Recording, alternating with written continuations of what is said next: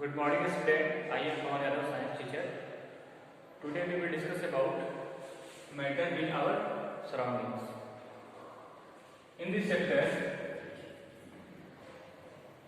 totally we will discuss about matter. Or we can say this chapter is totally depend upon matter. The definition of matter is anything that occupies space and has mass, that is called matter. In other words, matter made up of small particles. मतलब जो matter है वो small particle से मिलकर बना होता है. For example duster is a matter. Duster एक मैटर है और ये बहुत सारे स्मॉल पार्टिकल से मिलके बना होता है. देखिए ये पार्टिकल्स होते हैं, ये पार्टिकल्स हैं,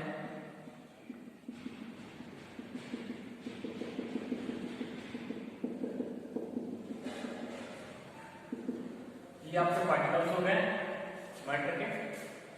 अब देखिए ये मैटर के पार्टिकल्स हैं, इनमें टू पार्टिकल्स के बीच में स्पेस होता है. इसमें टू पार्टिकल्स के बीच में क्या है? स्पेस है. आपको शो का मेरे यहाँ पे शो हो रहा है. इस स्पेस को हम लोग बोलते हैं, इस स्पेस को बोलते हैं इंटरमॉलिक्यूलर स्पेस. इंटरमॉलिक्यूलर स्पेस, ठीक है. तो आपका इंटरमॉलिक्यूलर स्पेस समझ में आया. किसी भी मैटर के टू पार्टिकल्स के बीच में जो स्पेस होता है उसको बोलते हैं इंटरमॉलिक्यूलर स्पेस, ठीक है. तो देखिए अब पार्टिकल्स जो है, इन पार्टिकल्स के बीच में एक फोर्स भी वर्क करता है. जो पार्टिकल्स हैं ये एक दूसरे पे एक फोर्स डालते हैं, या फोर्स से वो बंधे होते हैं. उस फोर्स को हम बोलते हैं इंटरमॉलिक्यूलर फोर्स. फोर्स होता है इंटरमॉलिक्यूलर फोर्स, ठीक है. देखिए मैटर क्या होता है, पहले हमने देखा मैटर जो होता है वो स्मॉल पार्टिकल से मिलकर बना होता है और उन स्मॉल पार्टिकल्स के बीच में, छोटे छोटे पार्टिकल्स के बीच में स्पेस होता है, उसको बोलते हैं इंटरमॉलिक्यूलर स्पेस. और उस स्पेस के बीच में एक फोर्स वर्क करता है, दो पार्टिकल्स के बीच में एक फोर्स वर्क करता है. उस फोर्स को बोलते हैं इंटरमॉलिक्यूलर फोर्स. क्लियर? आप तो समझ गए इंटरमॉलिक्यूलर फोर्स क्या होता है और इंटरमॉलिक्यूलर स्पेस क्या होता है, ठीक है. Next, there are three state of matter.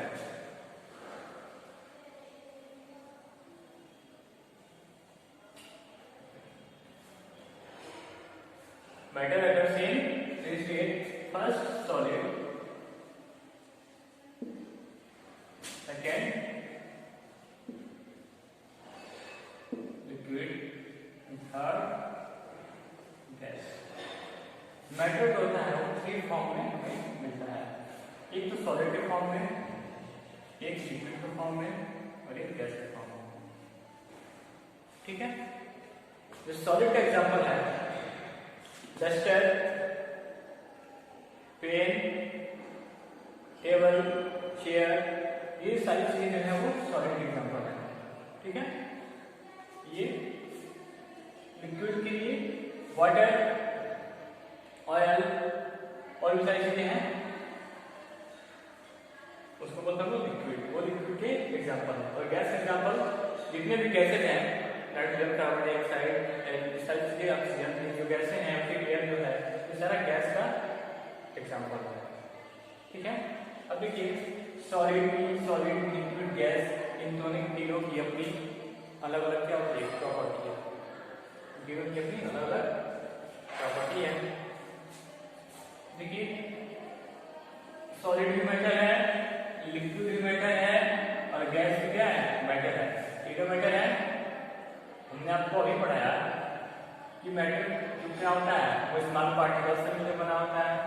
ये तीनों स्मॉल पार्टिकल से मिलकर बने होंगे और तीनों के बीच में, तीनों में क्या होगा, इंटरमॉलिक्यूलर फोर्स वर्क करता होगा. इसमें इंटरमॉलिक्यूलर स्पेस होगा. तो इनमें इंटरमॉलिक्यूलर स्पेस कैसे होता है, क्या होता है, इनका फोर्स कैसे काम करता है, किसका कम होता है, किसका ज्यादा होता है, ये सारी चीजें हम डिस्कस करते हैं. चलिए देखिए जो सॉलिड होता है, सॉलिड में इंट्रामॉलिक्यूलर फोर्स बहुत ही ज्यादा होता है। सॉलिड में इंट्रामॉलिक्यूलर फोर्स बहुत ही ज्यादा होता है, इसीलिए जो सॉलिड है, सॉलिड आइटम के पार्टिकल्स, सॉलिड मैटर के पार्टिकल्स फ्रीली मूव नहीं कर सकते हैं। अभी हमने आपको बताया कि सॉलिड का जो है, अभी आपको बताया हमने ये सॉलिड का एग्जाम्पल डस्टर है। देखिए जो डस्टर है ये कई स्मॉल पार्टिकल से बना है, तो डस्टर में यहाँ सपोर्ट कर दिया है। क्या इससे कोई पार्टिकल इधर जा रहा है? नहीं जा रहा है। बट आप देखिए क्या वो, आप वाटर लीजिए, एक ग्लास में आप वाटर लीजिए और ग्लास को ऐसा पुट करिए और ग्लास को ऐसा मूव कराइए, तो क्या होगा? आपका जो वाटर होगा वो वाटर भी मूव करेगा। वो मूव किसलिए करेगा? जो उनके पार्टिकल्स के बीच की जो इंटरमॉलिक्यूलर फोर्स है, उनके पार्टिकल्स के बीच जो इंटरमॉलिक्यूलर फोर्स है वो सॉलिड से क्या है? कम है। वो अपने एक दूसरे पार्टिकल्स को अच्छे से बॉन्ड करके बात करके नहीं कर पा रहा है। बट सॉलिड क्या कर रहा है? वो अपने पार्टिकल्स को अच्छे से बात करके रख रहा है। इसीलिए इसके पार्टिकल्स क्या हो रहे हैं? डिस्टर्ब नहीं हो रहे हैं। ये क्या, जब डिस्टर्ब हो रहा है तो पूरा टेस्ट डिस्टर्ब हो रहा है ना, उसमें क्या होगा? आपकी जो ग्लास में जो वाटर निकलेगा, तो ग्लास के साथ साथ क्या होगा? आपका वाटर और वाटर के पार्टिकल्स भी डिस्टर्ब होंगे। ठीक है, तो हम लोग डिस्कस करेंगे सॉलिड लिक्विड के इंटरमॉलिक्यूलर फोर्स, इंटरमॉलिक्यूलर स्पेस और भी प्रॉपर्टीज हैं। इसमें इनके पार्टिकल्स की एनर्जी भी होती है, काइनेटिक एनर्जी, तो सारी चीजें के बारे में बात करेंगे। चलिए देखते हैं। देखिए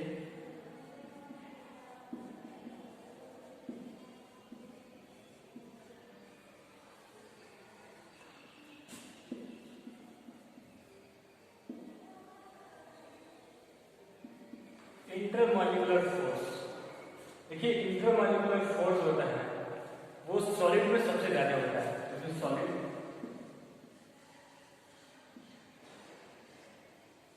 उसके बाद लिक्विड में होता है, उसके बाद जो होता है गैस में होता है। चलिए इसके हम कुछ एग्जाम्पल बताएं आपको। सबसे ज्यादा इंटरमॉलिक्यूलर फोर्स सॉलिड में, सबसे ज्यादा इंटरमॉलिक्यूलर फोर्स उसके बाद लिक्विड में और उसके बाद गैस में। मतलब सबसे कम जो इंटरमॉलिक्यूलर फोर्स होता है वो किसमें होता है? गैस में होता है। तो हम लोग फोर्स के बारे में बोल सकते हैं कि सॉलिड का जो है, जो सॉलिड के पार्टिकल्स हैं वो फ्रीली मूव नहीं कर सकते हैं, बट इसके रिस्पेक्ट में लिक्विड के पार्टिकल्स फ्रीली मूव करते हैं। ये फ्रीली मूव इसलिए करते हैं क्योंकि इनके जो पार्टिकल्स के बीच का जो इंटरमॉलिक्यूलर फोर्स है वो कम है। और जो गैस का है ना है, उसको ना कर सकते हैं, जीरो बोल सकते हैं। इसमें सबसे कम इंटरमॉलिक्यूलर फोर्स है, इसलिए जो गैस के पार्टिकल्स हैं वो रैंडम मोशन करते हैं। गैस का पार्टिकल्स क्या है? रैंडम मोशन करता है। अब देखिए ये मूव करने के लिए हम आपको मूव कैसे करना है समझाते हैं। देखिए इसका तो सॉलिड का फ्रीली मूव नहीं कर रहा है, तो अभी आप एग्जांपल बताएंगे सिस्टम में। बट लिक्विड करेंगे, आप लिक्विड को क्या करेंगे? किसी सरफेस पे आप उसे डालेंगे तो क्या होगा? लिक्विड वही तो पाएगा, वो क्या करेगा? उस सरफेस के चारों तरफ क्या होगा? वो फैल जाएगा। ठीक है, वो क्या करेगा? चारों तरफ फैल जाएगा और अपने क्या करेगा? एक दूसरे पार्टिकल से जुड़ा के रहेगा।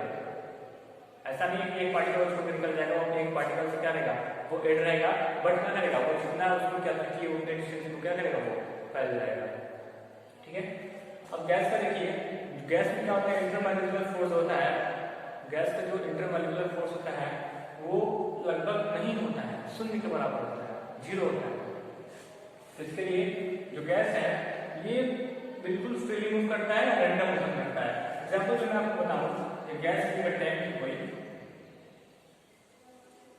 तो ये इसमें गैस के पार्टिकल्स हैं, ये पार्टिकल्स इसमें आगे टक्कर खाएगा, जैसे करेगा, मतलब वो पूरा इसमें रैंडम मोशन करेगा, मूव करेगा। ये क्या करेगा? मूव करेगा। यहाँ से क्लोज रहेगा, ये पूरा इसमें मूव करेगा। ठीक है, अगर यहाँ से इसको क्या करेंगे? अगर यहाँ पे हम लोग ओपन भी कर देते हैं, इसको ओपन करने के ये पार्टिकल निकल भी जाएगा। ये पार्टिकल क्या होगा? यहाँ से आउट हो जाएगा। क्यों? क्योंकि इसका इंटरमॉलिक्यूलर फोर्स क्या है? 0 है तो निकल जाएगा। बट लिक्विड अब देखिए, अब उससे क्या होता है, थोड़ा सा इसका लिक्विड का थोड़ा ज्यादा होता है ना मॉलिक्यूलर फोर्स। तो आप किसी पॉट में जब वाटर रखेंगे, वाटर रखेंगे तो क्या होगा, वाटर इसमें रहेगा। अगर ये बिल्कुल ऐसे रखा हुआ है, इसका हम क्या कर रहे हैं, डिस्टर्ब भी कर रहा है, तो क्या है वाटर इसमें रहेगा, वो बाहर तो आएगा नहीं, फ्लो आउट करेगा नहीं जितना वाटर है। इसको माउस से नीचे इसको ओपन सर्फेस से इसके नीचे क्या करेंगे, जब नीचे का वाटर रहेगा इसी में तो रहेगा ना, आउट तो रहेगा, बट गैस क्या करेगा, आउट हो जाएगा, गैस आउट हो जाएगा। क्यों, क्योंकि इसका इंटरमोलिकुलर फोर्स लिक्विड से कम है। हम लोग उसको 0 बोल सकते हैं, 0, ठीक है।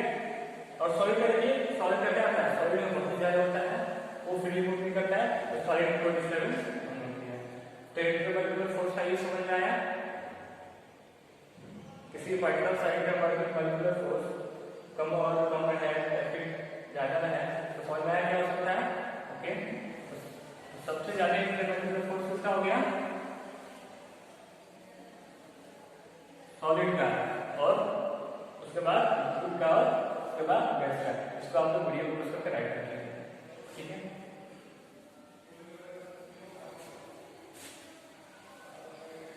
देखिए इंटरमोलिकुलर स्पेस,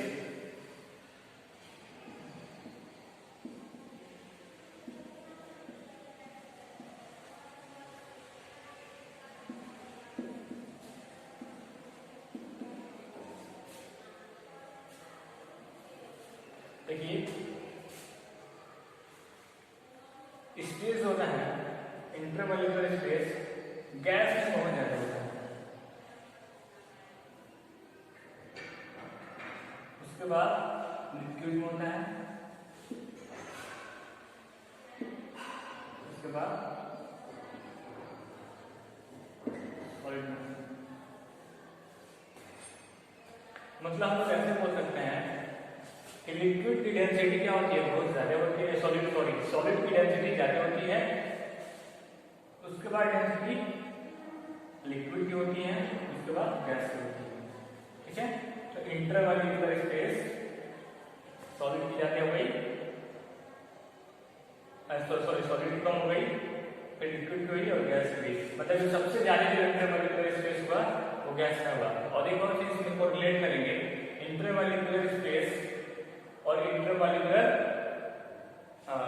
फोर्स, इन दोनों में कोरिलेशन क्या है, जिसका इंटरमोलिकुलर स्पेस ज्यादा होगा, जिसका इंटरमोलिकुलर स्पेस ज्यादा होगा उसका इंटरमोलिकुलर फोर्स क्या होगा, कम होगा। देखिए इसका स्पेस ज्यादा है तो फोर्स क्या था, कम था। लिक्विड का स्पेस क्या था, कम था। लिक्विड का स्पेस क्या था, स्पेस कम है, उसका फोर्स क्या था, ज्यादा था ना। सॉलिड का, लिक्विड हो गया, लिक्विड और सॉलिड का क्या था, सॉलिड का इंटरमोलिकुलर स्पेस कम है तो इसका फोर्स ज्यादा है, ठीक है। चलिए नेक्स्ट एक एनर्जी की बात करते हैं। ये जो चीजें मैटर है, मैटर के पार्टिकल्स है, इसमें काइनेटिक एनर्जी होती है, इसमें काइनेटिक एनर्जी होती है। जब इसको हीट करेंगे तो वो एनर्जी रिलीज होती है। Intermolecular force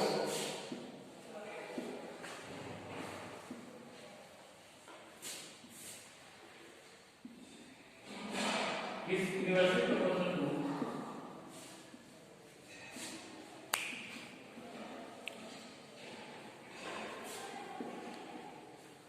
intermolecular space, means intermolecular force जितना ही ज्यादा होगा, इंटरमोलिकुलर फोर्स जितना ही ज्यादा होगा, स्पेस क्या होगा उसका उतना ही कम होगा। और इंटरमोलिकुलर स्पेस जितना ज्यादा होगा उतना क्या होगा, इंटरमोलिकुलर फोर्स कम होगा। जैसे सॉलिड के लिए,